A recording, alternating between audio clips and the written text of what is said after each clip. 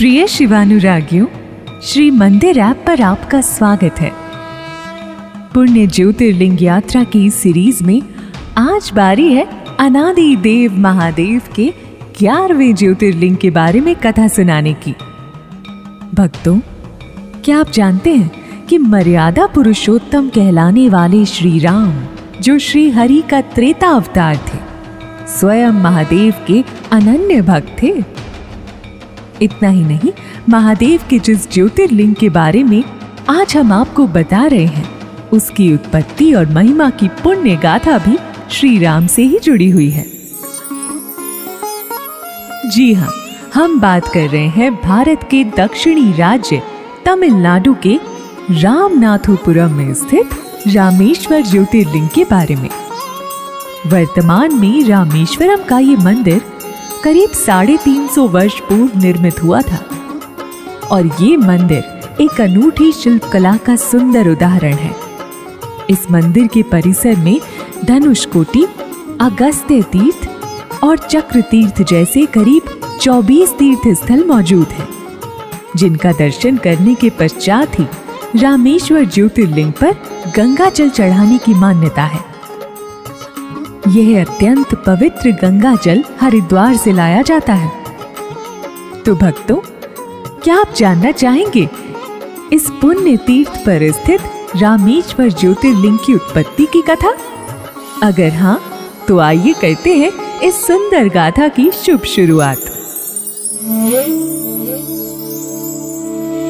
रामेश्वर ज्योतिर्लिंग की महिमा गाथा के साथ दो प्रचलित कथाएं जुड़ी हुई हैं और इन दोनों कथाओं के साथ श्री राम का नाम भी जुड़ा है। आज हम आपको उन दोनों कथाओं के बारे में बताएंगे। शिव पुराण के कोटि रुद्र संहिता में वर्णित कथा के अनुसार, जब दुराचारी रावण ने माता सीता का हरण कर लिया था और उसे लंका ले गए थे, तब अपनी भार्या को ढूंढते हुए श्री राम वानर राज सुग्रीव की सेना के साथ रामेश्वरम के तट पर पहुंचे। कुछ समय पश्चात अचानक से प्रभु श्री राम को प्यास लगी और वानरों ने ये देखते ही प्रभु के लिए मीठा जल का प्रबंध किया। मगर जैसे ही श्री राम ने उस जल का पान करना चाहा, तब तक उन्हें स्मरण हो आया कि मैंने अभी तक स्वामी भगवान शंकर को जल तो चढ़ाया ही नहीं, फिर मैं ये जल कैसे ग्रहण कर सकता हूं? यह ख्याल आते ही उन्होंने उस जल को पान नहीं किया। वहीं जल रख देने के पश्चात रघुनंदन ने महादेव का पार्थिव पूजन करने के लिए बड़े प्रेम से उनका आह्वान करते हुए सभी उपचारों को विधि पूर्वक संपन्न किया। शिव शंभो के दिव्य स्तोत्रों को निष्ठा भाव से उच्चारित करने के बाद प्रभु श्री राम ने भक्ति भाव से उन्हें प्रणाम ज्ञापन कर उनसे प्रार्थना की। श्री राम ने कहा, हे महेश्वर, कृपया आप मेरी सहायता करें। आपके सहयोग व कृपा के बिना मेरे उद्देश्य को पूरा करना अत्यंत कठिन है। यद्यपि मुझे ज्ञात है कि लंकाधिपति रावण भी आपका परम भक्त है, परंतु वह दुराचारी और अहंकारी भी है। परंतु स्वामी, मैं तो आपका दास हूं, मुझ पर कृपा करें। इसके बाद भगवान राम ने शिव महिमा के उद्घोष के साथ ही नृत्य करना आरंभ किया था। उनके इस आचरण और भक्ति को देख भोले भंडारी अत्यंत हर्षित हुए और माता पार्वती के साथ स्वयं वहां प्रकट हुए। उन्होंने श्री राम को आशीर्वाद देते हुए कहा, हे रघुनंदन, आपकी विजय हो। जिस उद्देश्य से आप अपनी सेना के साथ आगे बढ़ रहे हैं, आपका वो उद्देश्य अवश्य सफल होगा। श्री राम ने तब महादेव को प्रणाम करते हुए लोकहित की कामना से उनके समक्ष ये इच्छा व्यक्त की कि महादेव सदा के लिए रामेश्वरम में ही वास करें। तब महादेव ने उनकी इच्छा का मान रखते हुए उसी स्थान पर ज्योतिर्लिंग स्वरूप में स्थापित होने का निर्णय लिया और रामेश्वर के नाम से पूजे जाने लगे। अब स्वयं महादेव का हाथ जिसके साथ हो जाए, उसे पराजित करना तो असंभव हो ही जाता है। इधर श्री राम ने भी इसके बाद लंका की ओर कदम बढ़ाते हुए दुराचारी रावण की सेना को पराजित करते हुए माता सीता का उद्धार किया था। वैसे कई प्रचलित कथाओं के अनुसार रघुनंदन ने महादेव की ये आराधना लंका से विजयी होकर लौटने के मार्ग में की थी।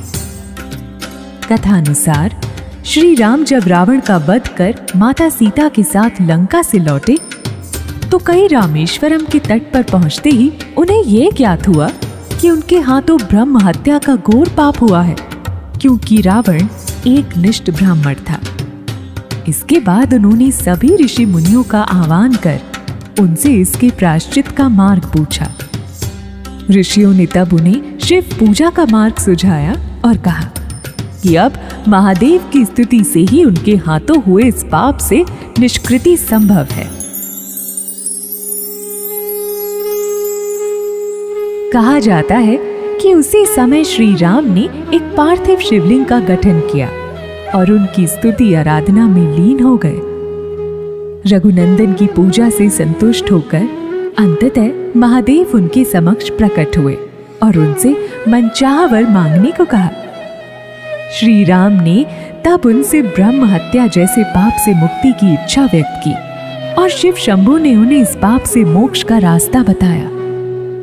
अत्यंत आप्लुत श्री राम ने तब महादेव से कहा, देवेश्वर, कृपया आप जन कल्याण के उद्देश्य की पूर्ति के लिए सदा के लिए यहाँ वास करने की कृपा करें। इसके बाद भगवान शिव एक दिव्य ज्योतिर्लिंग के रूप में वहां स्थापित हो गए और उन्हें रामेश्वर ज्योतिर्लिंग के नाम से जाना जाने लगा। भगवान रामेश्वर सदा भोग और मोक्ष प्रदान करने वाले तथा भक्तों की इच्छा पूर्ण करने वाले माने जाते हैं। ऐसी मान्यता है कि जो भी दिव्य गंगा जल से रामेश्वर शिव को भक्ति पूर्वक स्नान कराता है वो जीवन की कठिनाइयों से मुक्त हो ही जाता है। तो भक्तों, रामेश्वर ज्योतिर्लिंग की इस रोमहर्षक कथा को सुनने के साथ ही आप उनके दुर्लभ दर्शन प्राप्त कर अपना जीवन धन्य अवश्य करें। प्रभु की कृपा आप पर सदा बनी रहे।